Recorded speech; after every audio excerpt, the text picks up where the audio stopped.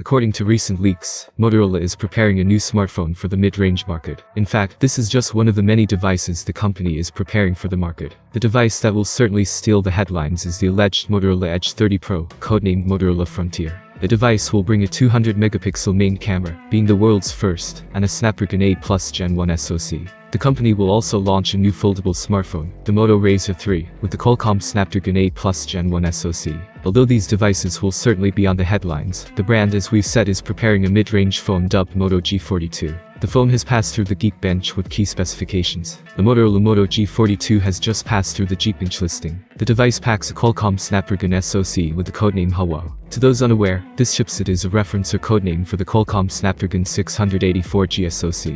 This chipset comes with 4 performance cores with a clock speed of 1.9 GHz, and 4 power-efficient cores clocked at up to 2.4 GHz. This processor is basically a revamped Snapdragon 665 made on a newer 6nm manufacturing process. It's not really for performance, but for power efficiency. The GPU is an Adreno 610, which can run games at modest graphics settings. On the Geekbench, the phone passed with 4 GB of RAM. However, we expect more variants. In terms of software, Geekbench confirms Android 12 OS. In terms of benchmark, the phone scores 376 points in the single-core tests, and 1538 in the multi-core department. The Moto G42 was previously spotted on TDRA with the XT2233-2 model number. The same listing confirmed the phone's moniker as Moto G42. With the same model number, the device passed through the EC, TDRA, and Wi-Fi certification websites with the XT2233-1 model number. The device also passed through the FCC certification database. Given the number of certifications, we can say that the device's launch is imminent. The device even has BIS approval, which means a launch in India is more than likely.